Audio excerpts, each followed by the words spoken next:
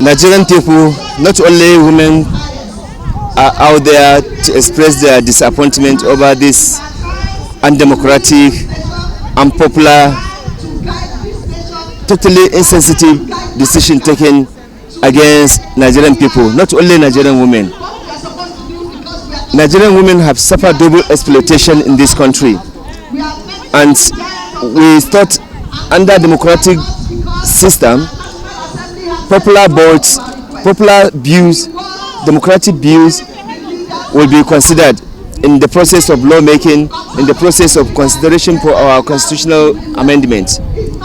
But unfortunately, this singular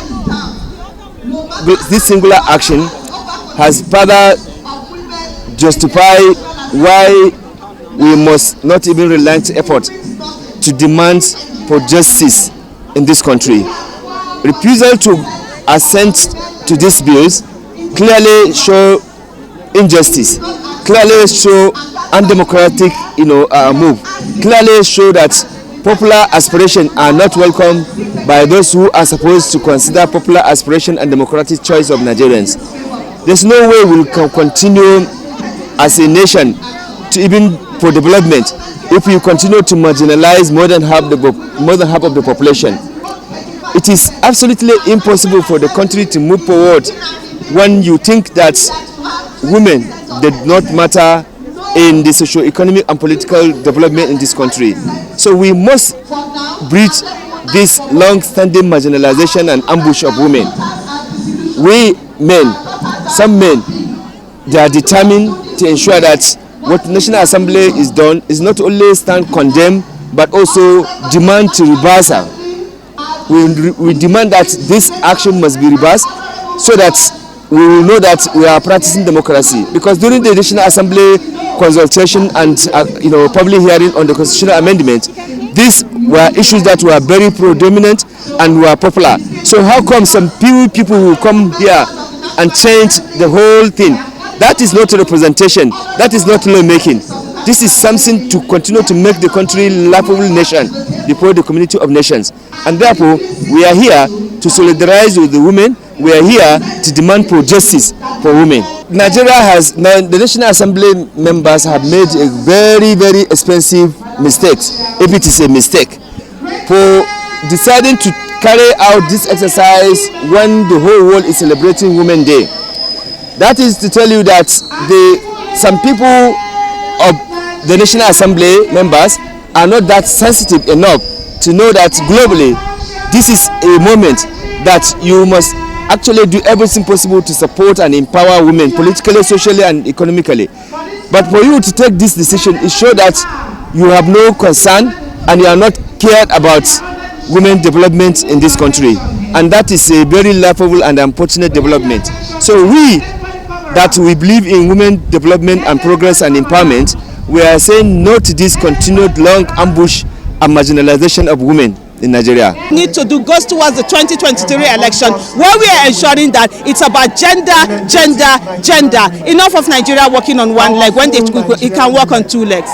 Finally, do you think that the institutions, like the religious institutions, the cultural institutions at the local level are in sync with this? Because, absolutely. Yeah. They are a part of the worst that we've had. We've had a patriarchal society. Even the scriptures are being translated in the way that it favors men, and most times they do not want. They shut down the rights of women, even when it comes to religion, when it comes to custom. They will tell you that as a woman you should not speak, but when they need help, they come to you as a woman. They collect money from you. They tell you as a woman you are not equal to them. But when it is time for them, when they are in need, you become equal. When they need sacrificial leadership, they look for women. When even the politicians, when they are looking for votes, they count the votes of women equal to that of men. And so all of this has to stop. One thing we need to understand, that the fight we're fighting in Nigeria, when we're fighting for good governance, accountability, transparency, we are on the street. We are not fighting a fight for all of us. We are fighting a fight for them, and they've shown that repeatedly. And it is time for women. We need to have our backs. We need to be selfish for once in our lives, and we need to ensure that we are putting more women into the legislative arm of government, and that's what we need to do. We need to mobilize. We need to bring our money together. We need to volunteer. We need to work the same way that we do NGOs, and we are helping people, feeding women who feeding women, feeding children, feeding men who have been failed by government. We are playing government in a lot of people's lives. We need to start asking for votes in return. Finally, what are you saying to the young girls, the next generation of women who are coming up and looking at this? The young generation of women, I'm going to tell you something. You are whole as you are. You are as equal as anybody. Don't allow anybody to put you down. If there are voices that have been planted in your head telling you that you're not equal to anyone, squash that voices now. And I'm giving you our words. We will fight this fight. We will not want you to come and fight for equality because you will have equality. We will not allow you to come. We will not be irresponsible mothers. We will sit on the streets. We will fight on the streets. We will ensure that you have a nation that you can be proud of. A nation where you are looked upon as a human being. A nation where a mother is not killed because she's pregnant with a girl child. A nation where a woman is not abandoned in a hospital because she gave birth to a child. We will have a nation where the glass ceilings will be shattered already for you, where you can excel, where you can be, and you can give to your nation the best that you can. And that Nigeria, we will continue to fight for it. So let me tell you something. Keep reading. Keep dreaming, keep achieving, keep aspiring, for indeed the world is at your feet and it's there for you to take over. Oh, absolutely not. It's not an effort in futility. It's not only symbolic. We are letting them know that indeed there are women in this country.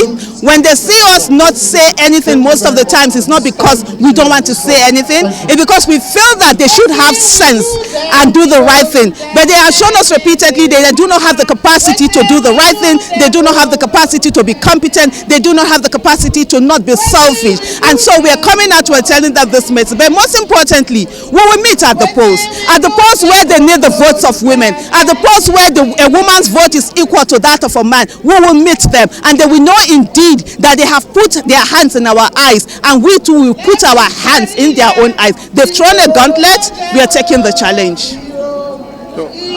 The future of our country, the hope for a better life, the hope that our children will have a future that is in a stable and democratic country where everybody is equal, is dependent on the way we treat women and the opportunities we are willing to give to them. It's not about us, it's about the survival of the Nigerian society. Now, and that's why it's important. The National Assembly had a golden opportunity to speak to the world that Nigeria is on the path of progress, but it has made a mistake. In fact, it's a great error, and on that basis we are losing so much. But there is an opportunity for us to correct that mistake immediately, for us to be able to have a country that we are sure that we're leaving behind for our children, that is guaranteed with stability, with economic prosperity, with quality life, is dependent on the way we treat the women. And to think that the National Assembly will brazenly miss this point,